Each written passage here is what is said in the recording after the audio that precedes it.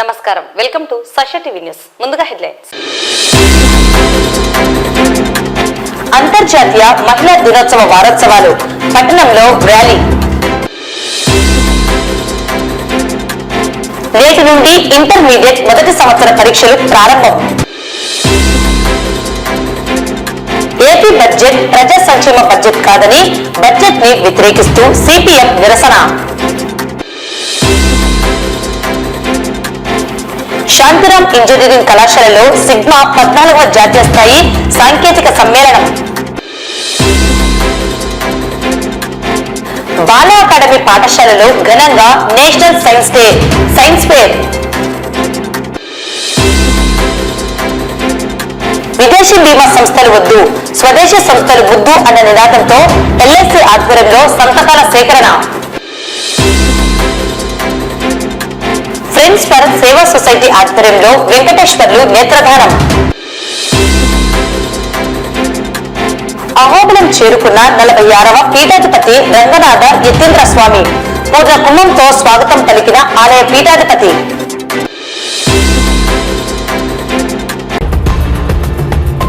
ఈ నెల 8వ తేదీన అంతర్జాతీయ మహిళా దినోత్సవ సందర్భాన్ని పురస్కరించుకుని కేంద్ర రాష్ట్ర ప్రభుత్వాల ఆదేశాల మేరకు వారం రోజుల పాటు మహిళా సాధికారతపై అనేక కార్యక్రమాలు చేపట్టనున్నట్లు జిల్లా కలెక్టర్ రాజకుమారి పేర్కొన్నారు.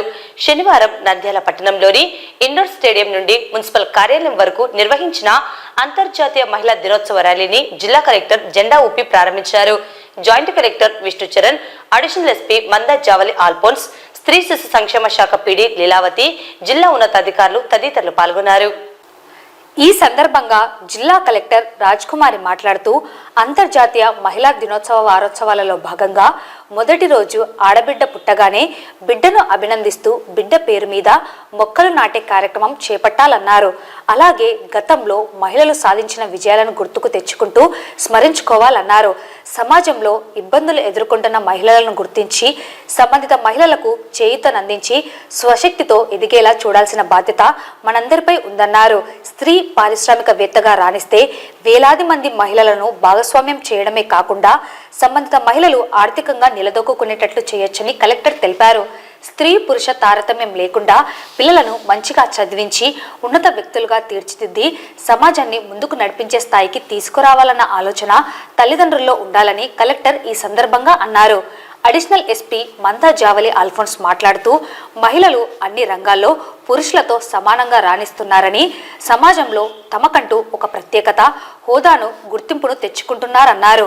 ఈ కార్యక్రమంలో municipal commissioner Niranjan Reddy, CPO Venugopal, భూగర్భ జలశాఖ DD Raghuram, RTC RM Razia Sultana, సాంఘిక సంక్షేమ శాఖ డీడీ చింతామణి, పశుసంవర్ధక శాఖ అధికారి గోవింద నాయక్ తదితరులు పాల్గొన్నారు. మార్చి 8వ తారీఖున జరుపుకోబోతున్న అంతర్జాతీయ మహిళా దినోత్సవం సందర్భంగా మనం ఈ రోజు నుంచి వారం రోజుల పాటు కేంద్ర రాష్ట్ర ప్రభుత్వాలు ఇచ్చిన ఉత్తర్వుల మేర అనేక కార్యక్రమాలు చేసుకుంటున్నాము. అందులో ఈ రోజు మొదటి రోజు గర్ల్ చైల్డ్ పుట్టగానే అభినందించాలి, గర్ల్ చైల్డ్ పేరు మీద మొక్క నాటాలి. అలాగే మహిళలు సాధించిన విజయాలన్నింటినీ కూడా ఒకసారి ఎక్నాలెడ్జ్ చేసుకోవాలి. ఎవరన్నా ఏదైనా ఇబ్బందులకు గురవుతున్న మహిళలు ఎవరన్నా ఉంటే వాళ్ళకి మనం చేయి అందించి స్వశక్తితో వాళ్ళు ఎదిగేలా కృషి చేయడానికి అన్ని విధాలా మనం సపోర్ట్ ఇవ్వాలి. అలాగే చాలా మంది ఉమెన్ ఎంటర్‌ప్రెన్యూర్స్ ఉన్నారు. ఒక ఉమెన్ ఎంటర్‌ప్రెన్యూర్ తయారైతే కొన్ని వందలాది వేలాది మంది ఉమెన్ ని ఆ టీమ్ లో జాయిన్ చేసుకుని వాళ్ళు ఆర్థికంగా నిలదొక్కునేటట్టు చేయొచ్చు. అలాంటి మహిళలను కూడా మనం ఎక్నాలెడ్జ్ చేయాలి. వీటన్నింటితో పాటు అంటే ఆడపిల్ల మగపిల్లాడు అన్న తేడా ఉండకూడదు. ఇద్దరూ సమానమే. వాళ్ళు మంచిగా చదువులో రాణించి ఉన్నత స్థాయిలో ఉండి సమాజాన్ని ముందుకు నడిపించే స్థాయికి ప్రతి ఒక్కరూ కూడా కృషి చేయాలి అనే ఆలోచనతో. అందరికీ నమస్కారం అండి. ఈ వారం మొత్తం ఉమెన్స్ డే సందర్భించుకొని మేము అనేక కార్యక్రమాలు చేపట్టడానికి ఈ రోజు స్టార్ట్ చేస్తున్నాం. ఈ రోజుతో ముందుగా ఈ రోజు ఒక ర్యాలీ కండక్ట్ చేయబోతున్నాము. దీనికి కలెక్టర్ మేడం కూడా వచ్చి ఉన్నారు. అలాగే విమెన్ చిన్నప్పటి నుంచి పెద్ద తర్వాత ఎదిగే వయసులో కానీ తర్వాత జాబ్ తెచ్చుకున్నప్పుడు కానీ బయటకు వెళ్ళి పనిచేయాలన్నా కూడా చాలా చాలా స్ట్రగుల్స్ వాళ్ళు ఫేస్ చేస్తారు. రకరకాల ఇష్యూస్ ఉంటాయి. వాటన్నిటిని అధిగమించి విమెన్ ఎప్పుడు ముందుండేలాగా సొసైటీ కానీ తోటి మహిళలు కానీ గవర్నమెంట్ కానీ అన్ని రకాలుగా వాళ్ళని సపోర్ట్ చేయాలి. అదే రకంగా మా పోలీస్ డిపార్ట్మెంట్ నుంచి కూడా విమెన్ కానీ గర్ల్ చైల్డ్ కానీ వాళ్ళకి అగేన్స్ట్ ఏదైనా క్రైమ్స్ జరుగుతుంటే వాటిని అరికట్టడానికి మేము కూడా మా వంతు కృషి చేస్తాము. సో ఇలాగే మహిళలు అన్ని రంగాల్లోనూ ముందుండాలి. ఇంకా మంచి పేరు ఘనత తెచ్చుకోవాలని కోరుకుంటున్నాను. ఆంధ్రప్రదేశ్ రాష్ట్రంలో నేటి నుండి ఇంటర్మీడియట్ మొదటి సంవత్సర పరీక్షలు ప్రారంభమయ్యాయి. మార్చి 1 నుండి 20వ తేదీ వరకు ఇంటర్మీడియట్ మొదటి సంవత్సర పరీక్షలు నిర్వహించబడతాయి. నంద్యాల జిల్లాలో 53 పరీక్షా కేంద్రాలు ఏర్పాటు చేయబడ్డాయి. ఈ పరీక్షా కేంద్రాలలో మొదటి సంవత్సరం 15,731 మంది విద్యార్థులు, ద్వితీయ సంవత్సరం 13,011 మంది విద్యార్థులు హాజరవుతున్నారు. మొదటి రోజు మొదటి సంవత్సరం విద్యార్థులకు తెలుగు, సంస్కృతం, హిందీ, ఉర్దూ పరీక్షలు నిర్వహించబడ్డాయి. నేడు ప్రారంభమైన ఇంటర్ పరీక్షకు హాజరు కావాల్సిన వారు 16,174 మంది. మొదటి రోజు పరీక్షకు 595 మంది గైర్హాజరయ్యారు. ఉదయం 9 గంటల తర్వాత 1 నిమిషం ఆలస్యమైన పరీక్షకు అనుమతించబడదని జిల్లా ఇంటర్మీడియట్ విద్యాశాఖ అధికారి సునీత పేర్కొన్నారు. ముందుగా రోజు పరీక్షలకు సంబంధించిన ప్రశ్న పత్రాలను ఆయా పోలీస్ స్టేషన్లో భద్రపరచడం జరిగింది. సమీప ప్రాంతాల నుండి పరీక్షా కేంద్రాలకు హాజరయ్యే విద్యార్థులకు ఆర్టీసీ డిఎం బస్సు సౌకర్యం కల్పించారు. అన్ని పరీక్షా కేంద్రాల వద్ద 144 సెక్షన్ అమలు చేయడం జరిగింది. పరీక్షా కేంద్రాల వద్ద హెల్త్ సిబ్బందిని నియమించారు. పరీక్షా కేంద్రాలలో అన్ని రూములలో సీసీ కెమెరాలు అమర్చి ఆన్లైన్ స్ట్రీమింగ్ ద్వారా పరీక్షలను పర్యవేక్షించబడుతుందని జిల్లా ఇంటర్మీడియట్ విద్యాశాఖ అధికారి సునీత పేర్కొన్నారు. అంతేకాక పరీక్ష నిర్వహణలో పాల్గొనే చీఫ్ సూపరింటెండెంట్లు, డిపార్ట్మెంటల్ ఆఫీసర్తో సహా విద్యార్థులు ఎవరు కూడా మొబైల్ ఫోన్స్, ఎలక్ట్రానిక్ పరికరాలను పరీక్షా కేంద్రాలలోనికి తీసుకుని రాకూడదని సూచించారు. అన్ని పరీక్షా కేంద్రాలలో విద్యార్థులకు అన్ని సదుపాయాలు కల్పించబడ్డాయి. పరీక్షలను తనిఖీ చేయడానికి 3 ఫ్లయింగ్, 6 సిట్టింగ్ స్క్వాడ్లను కేటాయించడం జరిగింది. అంతేకాకుండా పరీక్ష నిర్వహణలో స్పెషల్ ఆఫీసర్, డిఈసి మెంబర్స్ కూడా పాల్గొని తనిఖీ చేయడం జరుగుతుందని అధికారులు తెలిపారు.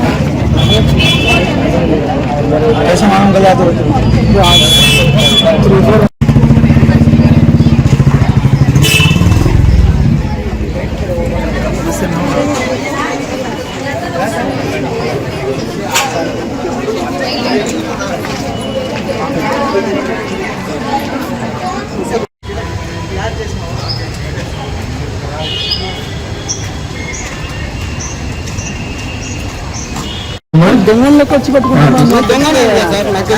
ఉండాలి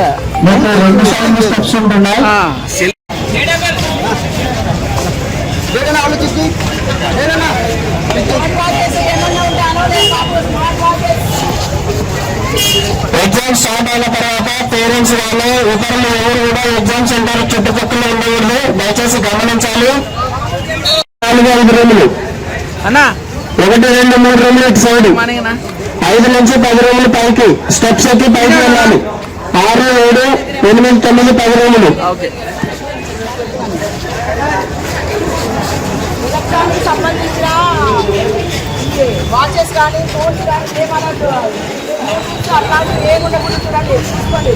దయచేసి పేరెంట్స్ ఎవరు కూడా సెంటర్ దగ్గర దారిలో నిలబడకూడదు. స్టూడెంట్స్ వచ్చే వాళ్ళకి దారి ఇవ్వకూడదు. ఇలాంటి మెటీరియల్ కూడా అనుమతి ఉండదు. రూములు బయటనే మీ నెంబర్లు వేసింటారు, చూసుకొని ఒకసారి చెక్ చేసుకొని లోపలికి వెళ్ళండి.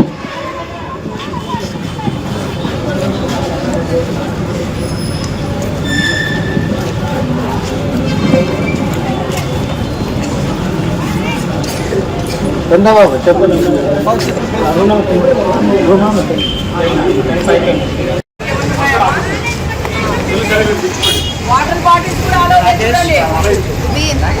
దయచేసి పేరెంట్స్ ఎవరన్నా ఉంటే ఎగ్జామ్ స్టార్ట్ అయిపోయిన తర్వాత ఇక్కడ ఉండకూడదు.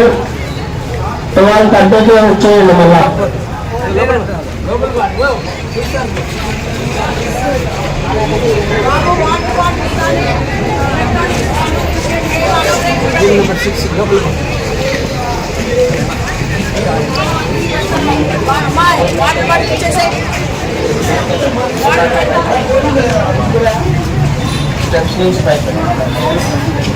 ఒకటి ఫస్ట్ ఫ్లోర్ లో ఉంటాయి రూమ్స్.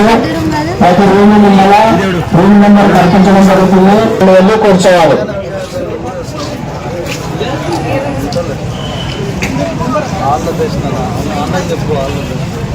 సార్ గేట్ దగ్గర పేరెంట్స్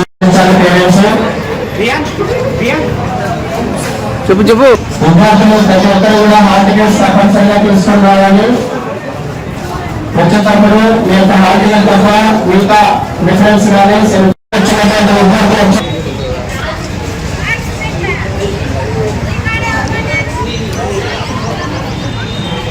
సార్ పేరెంట్స్ దయచేసి విద్యార్థులను పంపించండి.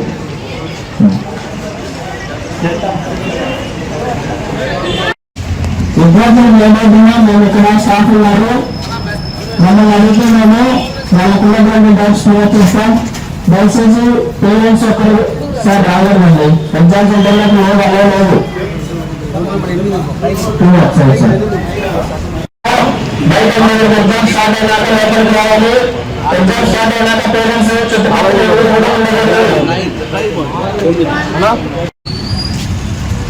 వచ్చే విద్యార్థులకు పేరెంట్స్ దారి ఇవ్వనండి. మేడం వస్తున్నారా? మేడం అంటే 10కి వస్తుంది.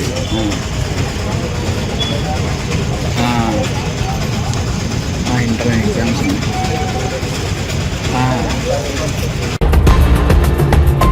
రాష్ట్ర ప్రభుత్వం ప్రవేశపెట్టిన బడ్జెట్ ప్రజా సంక్షేమం అభివృద్ధి కోసం కాదని ప్రజలపై భారాలు వేసేందుకే బడ్జెట్ ప్రవేశపెట్టారని సిపిఎం జిల్లా కార్యదర్శి వర్గ సభ్యులు నాగరాజు, సిపిఎం పట్టణ కార్యదర్శి లక్ష్మణ్, పట్టణ కార్యదర్శి వర్గ సభ్యులు నరసింహ, మహమ్మద్ గౌస్, వెంకటలింగం, సీనియర్ నాయకులు తోటమద్దులు పేర్కొన్నారు.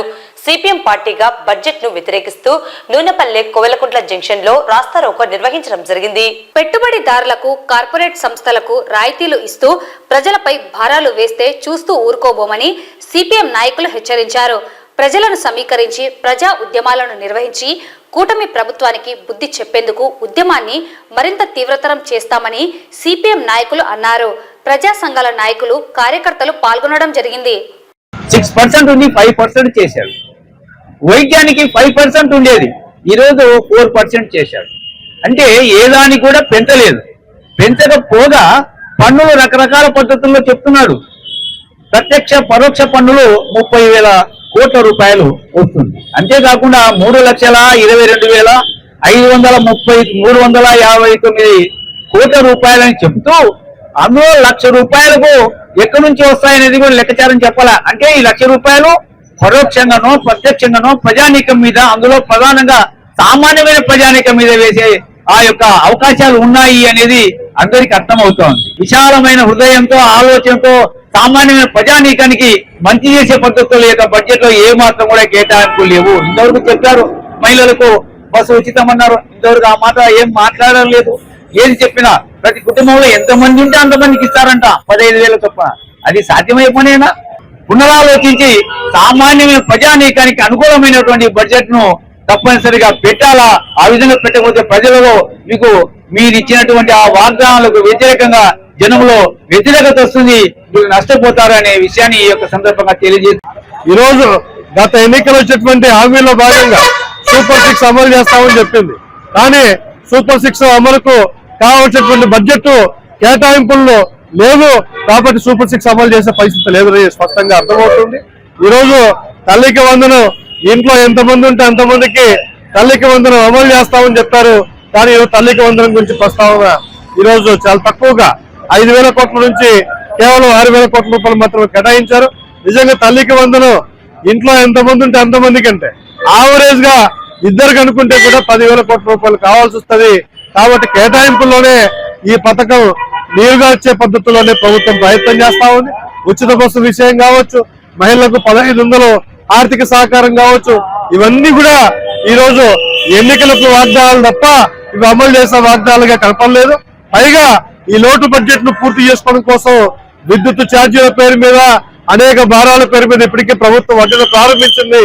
అందుకోసం యావత్ ప్రజానికం ఈ వడ్డన వేధింపులు, ఆర్థిక భారాల బారి నుండి తప్పించుకోవాలంటే ఖచ్చితంగా ప్రభుత్వానికి వ్యతిరేకంగా జరిగే పోరాటాల్లో ప్రజలు పెద్ద ఎత్తున పాల్గొనాల్సినటువంటి అవసరం ఉందని చెప్పి మేము భావిస్తా ఉన్నాం. ప్రభుత్వం ప్రవేశపెట్టినటువంటి బడ్జెట్ ప్రజా సంక్షేమం కోసము, అభివృద్ధి కోసం అని చెప్పేసి సీఎం చంద్రబాబు నాయుడు అనడం చాలా హాస్యాస్పదంగా ఉంది.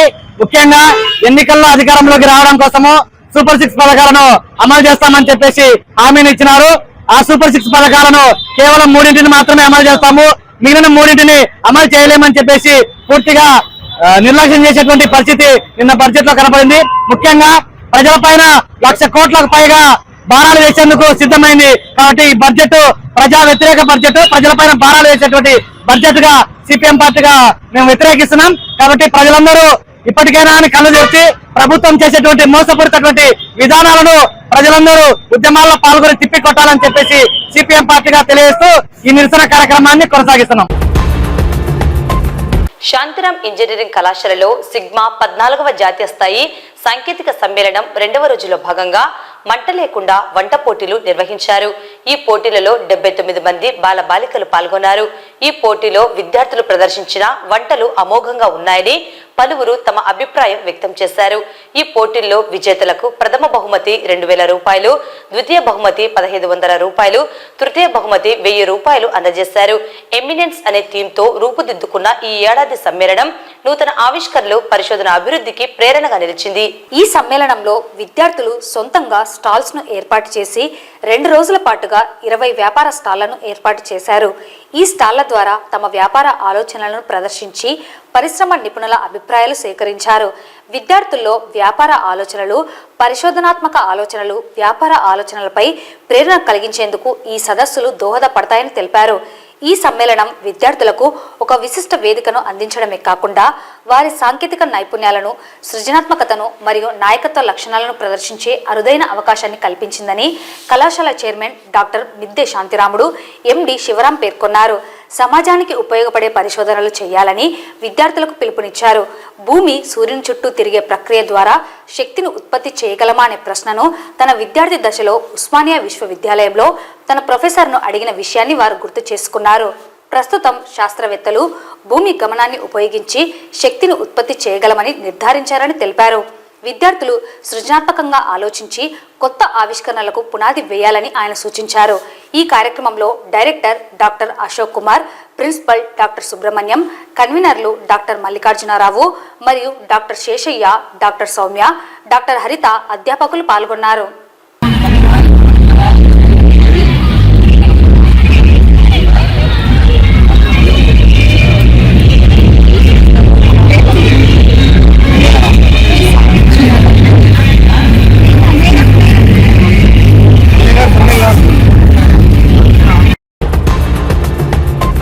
నంద్యాల పట్టణంలోని పార్క్ రోడ్డు సమీపంలో గల బాల అకాడమీ పాఠశాల యందు నేషనల్ సైన్స్ డే పురస్కరించుకుని శనివారం సైన్స్ ఫేర్ ఉత్సవాలు చాలా ఘనంగా జరిగాయి. ఈ కార్యక్రమానికి ముఖ్య అతిథులుగా డిప్యూటీ డీఈఓ తోట శంకరప్రసాద్ మరియు ఇన్నర్విల్ సభ్యులు సుశీల, వసుంధర, ప్రెసిడెంట్ విజయ మరియు పాఠశాల కరెస్పాండెంట్ రవీంద్రనాథ్, ప్రిన్సిపల్ మాధవిలత పాల్గొన్నారు. మొదటగా సర్ సివి చిత్రపటానికి పూలమాలలు సమర్పించారు. తదుపరి సివి రామన్ చేసిన పరిశోధనలు, భౌతిక శాస్త్రంలో రామన్ సాధించిన అంశాల గురించి, వారి ప్రసంగాల గురించి పాఠశాల కరెస్పాండెంట్ రవీంద్రనాథ్ విద్యార్థులకు వివరించారు. విద్యార్థులు తమ విజ్ఞానానికి సృజనాత్మకతను జోడించి చేసిన ఎన్నో విజ్ఞానపరమైన ప్రయోగాలు చేశారని, అందుకు ఉపాధ్యాయుల, తల్లిదండ్రుల ప్రోత్సాహం, సహకారం వలన అద్భుతమైన విజ్ఞాన ప్రయోగాల సందర్శన సాధ్యం అయిందని తెలిపారు. రఘునాథ్ గారు ఆయన నిజంగా బంధువు, మంచి మిత్రుడు, కొన్నేళ్ల నుంచి నాకు బాగా పరిచయము. తర్వాత వచ్చేసి 6 విషయాల పాఠశాల అభివృద్ధి కోసం కృషి చేసినటువంటి పాఠశాల ప్రిన్సిపాల్ గారు, అదేవిధంగా సైన్స్ టీచర్స్, మరి ఇక్కడ ఉపాధ్యాయులందరూ కూడా నమస్సమాజులు. ఈరోజు నిన్ననే సైన్స్ డే యాక్చువల్ గా జరగాల, నిన్న కూడా నేను వచ్చిపోయినా. ఏమంటే ఈ రోజు ఏమంటే బిజీ షెడ్యూల్ అంటే chief seat part 10th class Nandyal డిప్యూటీగా మనం ఆర్గనైజ్ చేస్తున్నాం కాబట్టి అన్ని ఏర్పాట్లు మనమే చూసుకోవాలా. అసలు కలెక్టర్ మేడం గారు కూడా వస్తామన్నారు కదా, కాబట్టి దానికి పోవాల్సింది. ఏదేమైనా మీరు ఇంత తొందరగా మరి సైన్స్ ఉత్సవాలు కావచ్చు, ఏదైనా కావచ్చు, మరి వచ్చినది మీ అందరు కూడా సైన్స్ డే సందర్భంగా శుభాశిషులు చెప్తున్నారు పిల్లలందరికీ కూడా. ఇనాగ్రేట్ చేసింది డిప్యూటీ డిఓ శంకర్ ప్రసాద్ గారు. వారికి కూడా పిల్లల్ని అభినందించారు. వారు చేసిన ప్రాజెక్ట్స్ చాలా ఇన్నోవేటివ్గా ఉన్నాయని ప్రశంసించారు. అలాగే ఇన్నర్ వీల్ క్లబ్ ప్రెసిడెంట్ విజయ గారు కూడా ఈరోజు మా చిన్నారులను విజిట్ చేసి వాళ్ళ ప్రాజెక్ట్స్ని జడ్జి చేసి వాళ్ళకు ప్రైజెస్ ఇవ్వడం జరిగింది. ఇలా ప్రోత్సహించినప్పుడు చిన్నారులు ఉత్తేజం కలిగి నెక్స్ట్ టైంకి కూడా వాళ్ళు మంచి ప్రాజెక్ట్స్ చేసుకొని వస్తారని ఆశిస్తాను. ఈ ప్రాజెక్ట్ చేయడం వల్ల ఏమవుతుందంటే వాళ్ళలో ఉండే శాస్త్ర పరిజ్ఞానం బయటికి రావడమే కాకుండా వాళ్ళలో ఉండే స్కిల్స్ అన్నీ కూడా బయటకు తీసుకోగలుగుతారు. వాళ్ళు కూడా ఒక శాస్త్రవేత్తను కావాలనే ఆలోచన వస్తాయి. శాస్త్రవేత్తలు దేశానికి అవసరం. ఇటీవల కేంద్ర ఆర్థిక మంత్రి నిర్మలా సీతారామన్ ఎఫ్డీలను 100% పెంచి విదేశీ సంస్థలలో పెట్టుబడులు పెట్టేందుకు నిర్ణయాలను తీసుకోవడాన్ని ఎల్ఐసి సంస్థ ఉద్యోగులు తప్పుబడుతూ నేడు విదేశీ బీమా సంస్థలు వద్దు, స్వదేశీ సంస్థలు ముద్దు అన్న నినాదంతో ఎల్ఐసి ఆధ్వర్యంలో సంతకాల సేకరణ చేపట్టడం జరిగింది. ఎల్ఐసి ప్రజల సొమ్ము ప్రజలకే అనే నినాదంతో ప్రారంభించబడిందని, ఈ సంస్థ దేశంలో రైల్వే, మున్సిపాలిటీ, విమానయాన రంగం, వివిధ ప్రాజెక్టులు, రక్షణ రంగంలో పెట్టుబడులను అందిస్తున్నదని, అదే విదేశీ సంస్థలు ప్రజల సొమ్మును సేకరించి కంపెనీలను మూసివేసే పరిస్థితి ఉందని, ఇటువంటి విధానాన్ని తాము వ్యతిరేకిస్తున్నామని తెలియజేశారు. ఆర్థికంగా గాను ఇటు బలోపేతమైన వ్యవస్థగా మారి వేరే వ్యవస్థలన్నింటినీ దాటుకోగలిగి ఒక నెంబర్ 1 స్థాయిలోకి నిలబడగలిగిందంటే ఆ వ్యవస్థలో చేస్తున్న యాజమాన్యము అందరి వల్ల, అందరి పట్టుదల కృషి వల్ల ఈరోజు ఈ స్థాయిలోకి ఎదిగి ప్రపంచ దేశాలను శాసించే స్థితిలోకి వెళ్ళిందంటే మనకందరికి గర్వకారణమైనదిగా భావించాలి, మనం గర్వపడాలి. ఇటువంటి ఇన్సిడెంట్ మళ్ళా సైన్యానికి కానీ, విమానయానాలకు కానీ, ఆనకట్టలకు కానీ ఇటువంటి దానిలకు కూడా ఇస్తున్న విషయం మాకు తెలియదు. ఈరోజు పెద్దలు మనకు తెలియజేసిన విషయానికి మేము చాలా ఆనందపడుతున్నాము, గర్వపడాల్సిన విషయం ఇది. మన దేశానికి ఇటువంటి వ్యవస్థ ఖచ్చితంగా ఉండాలి. దానికోసం మనందరం పునాదిగా అందరం సహకరించాలని నేను మనవిగా కోరుతున్నాను. ప్రజలకన్నా నినాదంతో ఎల్ఐసి ఏర్పడింది. మన ఫిబ్రవరి 1వ తేదీన మన ఆర్థిక మంత్రి గారు పార్లమెంటులో బిల్లు ప్రవేశపెడుతూ ఎఫ్డీలో 100% పెంచడం జరిగింది. కామ్రేడ్స్, మనము ప్రజల సొమ్ము ప్రజలకన్నా నినాదంతో ఏర్పడి మేము కలెక్ట్ చేసిన ప్రతి పైసాను ఈ దేశం కోసం మేము ఖర్చు పెడుతున్నాం. రైల్వేలు అయితేనేమి, మున్సిపాలిటీలు అయితేనేమి, ప్రాజెక్టులకు అయితేనేమి, విమాన రంగంలో అయితేనేమి, ఈవెన్ ఇప్పుడు ఈ రక్షణ రంగంలో కూడా మేము పెట్టుబడులు పెడుతున్నాం.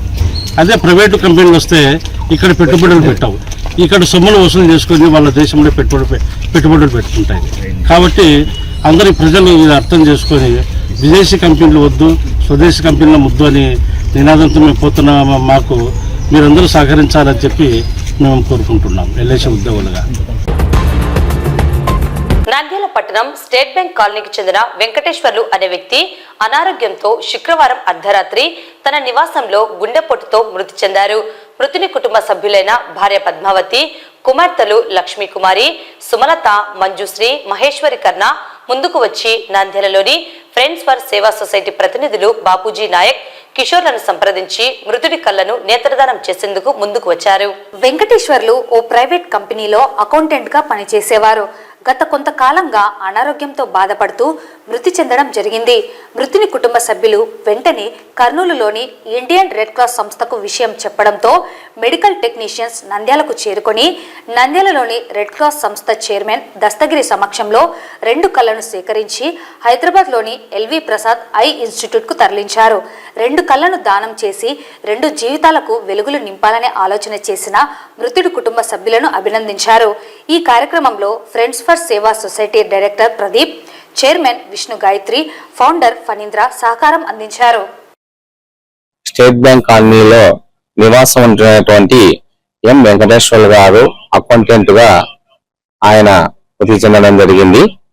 వారి కుటుంబ సభ్యులైనటువంటి ఎం పద్మావతమ్మ గారు, అదేవిధంగా కుమార్తెలు లక్ష్మీ కుమారి గారు, సుమలత మేడం గారు, మంజుశ్రీ గారు, మహేశ్వరి కన్నా గారు వారు ముందుకొచ్చి ఆయన యొక్క ఆశయము, ఆయన యొక్క అభిరుచి, ఆయన యొక్క కోరిక ఏంటంటే సో తాను చనిపోయిన తర్వాత నేత్రాలను దానం చేయాలనేటువంటిది ఆయన యొక్క కాన్సెప్ట్. వారి యొక్క కాన్సెప్ట్ ను అనుసరించి వారి కుటుంబ సభ్యులు, వారి భార్య అయినటువంటి పద్మావతి గారు, వారి కుమార్తెలు ముందుకు వచ్చి నేత్రదానం చేయడం జరిగింది. సో ఈ కార్యక్రమంలో ముఖ్యంగా ఇది మన నేత్ర ప్రాజెక్ట్ చైర్మన్ అయినటువంటి విష్ణు గాయత్రి గారు అయితేనేమి, అదేవిధంగా ఫౌండర్ పనింద్ర గారు అయితేనేమి, అదేవిధంగా బ్లడ్ డైరెక్టర్ అయినటువంటి కిషోర్ గారు అయితేనేమి వీరికి తెలియజేయడం జరిగింది, ఇలా ఫ్యామిలీ మెంబర్స్. ఆ తర్వాత వీరు స్పందించి సో రెడ్ క్రాస్ చైర్మన్ యొక్క సహకారంతో దశగిరి సార్ చైర్మన్, నంద్యాల జిల్లా చైర్మన్ వీరి యొక్క సహకారం కూడా తీసుకొని సో ఈ కార్యక్రమాన్ని మరి నేత్ర ప్రాజెక్టు ఆధ్వర్యంలో ఏర్పాటు చేయడం జరిగింది. సో వీరి కుటుంబ సభ్యులందరూ మాకు సహకరించినందుకు వారికి ప్రత్యేకమైనటువంటి ధన్యవాదాలు, కృతజ్ఞతలు తెలియజేసుకుంటా ఉన్నాము. సో మనము 2 కార్నియాస్ సేకరించడం వలన మరి ఎవరైతే కంటి చూపు కోల్పోయి యాక్సిడెంట్లు అయితేనేమి, అనారోగ్య కారణంతో అయితేనేమి చాలా మంది చూపు కోల్పోయి గుడ్డిగా పుట్టినటువంటి వాళ్ళు కూడా ఈ యొక్క కళ్ళు నేత్రాలు ఎల్వి ప్రసాద్ సార్ గారికి పంపించి వారి ద్వారా మరి కంటి చూపు లేనటువంటి వాళ్లకు కంటిని ప్రసాదించడం జరుగుతుంది. ఆ విధంగా చేయడం వలన దాదాపుగా పునర్జన్మ అంటే ఆయన నేత్రదానం చేయడం అనేటువంటిది మళ్ళా పునర్జన్మ, అతని కళ్ళ ద్వారా మనము పునర్జన్మ ఇచ్చే వాళ్ళు అవుతారు. కాబట్టి నేత్రదానం అనేటువంటిది చాలా అద్భుతమైనటువంటి ఒక కార్యక్రమము.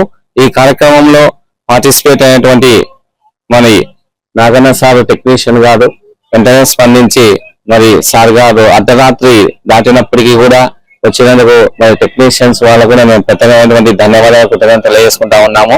సో భవిష్యత్తులో కూడా ఇప్పటికే మా యొక్క నేత్ర ప్రాజెక్టు ఆధ్వర్యంలో 30 మంది మరణించిన వారి యొక్క కార్నియాస్ సేకరించి 60 మందికి పైగా ఈ యొక్క చూపులైనటువంటి వాళ్లకు ఏర్పాటు చేయడం జరిగింది ఎల్వి ప్రసాద్ సార్ సహకారంతో, వారి యొక్క ఐ బ్యాంక్ సహకారంతో. సో భవిష్యత్తులో కూడా మేము రెడ్ క్రాస్ ఇక్కడ చైర్మన్ గా కొత్తగా నియమితులైనటువంటి దశగిరి సార్ ఎన్నెన్నో సేవా కార్యక్రమాలు చేస్తున్నారు. సార్ గారి యొక్క సహకారంతో కూడా మేము ముందుకు పోతాం. ఇలాంటివి మొత్తం జిల్లా వ్యాప్తంగా కూడా మేము కూడా విరివిగా నేత్రాలను సేకరించి చూపులైనటువంటి వాళ్ళకు ప్రసాదిస్తామని చెప్పి తెలియజేసుకుంటూ, సో ముఖ్యంగా మా చైర్మన్ అయినటువంటి విష్ణు గాయత్రి గారికి, మరి అదేవిధంగా మరి నేత్ర ప్రాజెక్టు డైరెక్టర్ ఫౌండర్ అయినటువంటి పనింద్ర గారికి, మరి వారి తరపున వారి భార్య అయినటువంటి పద్మావతమ్మ గారు, వాళ్ళ కుమారుడు లక్ష్మీ కుమారి, సుమలత, మంజుశ్రీ, మహేశ్వరి కన్న గారు, వారు ఇలాంటి మంచి కార్యక్రమానికి సహకరించేందుకు వారు కూడా వీరి కుటుంబ సభ్యులందరూ ప్రత్యేకమైనటువంటి ధన్యవాదాలు తెలియజేసుకుంటా ఉన్నారు. సో భవిష్యత్తులో ఎవరు కూడా కంటి చూపు లేనటువంటి దాన్ని చేయడమే ఈ యొక్క నేత్ర ప్రాజెక్ట్ యొక్క లక్ష్యం అని చెప్పి ఈ సందర్భంగా తెలియజేసుకుంటా ఉన్నాం. సార్ దశగిరి సార్ గారు మాట్లాడవలసిన కోరడం జరుగుతా ఉంది.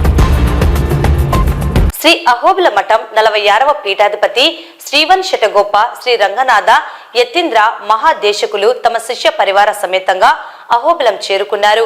పీఠాధిపతి వారికి ఆలయ సాంప్రదాయమును అనుసరించి పూర్ణ కుంభంతో స్వాగతం పలికి స్వామివారి మాల గంధ పరిమళములతో సత్కరించారు. కార్యక్రమంలో ఆలయ ప్రధాన అర్చకులతో పాటు ఆలయ సిబ్బంది పాల్గొన్నారు.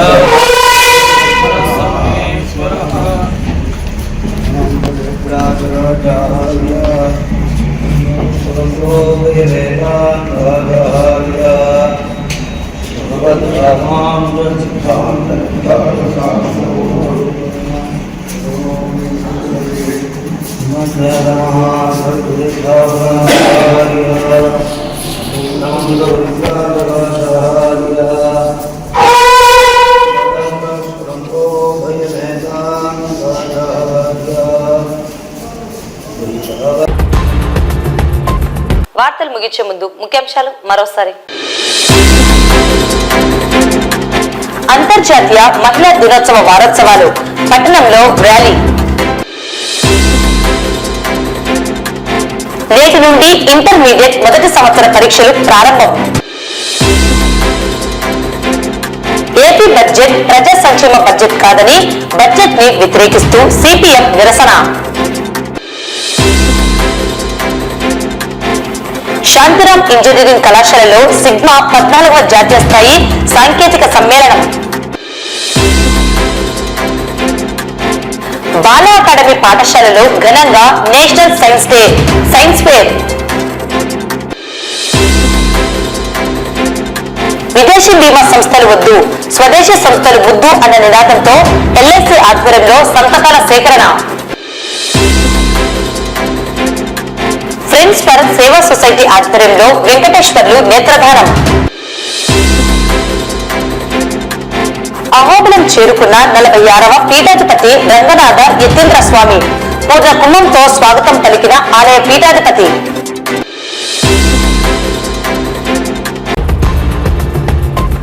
ఈ వార్తలు ఇంతటితో సమాప్తం. నమస్కారం.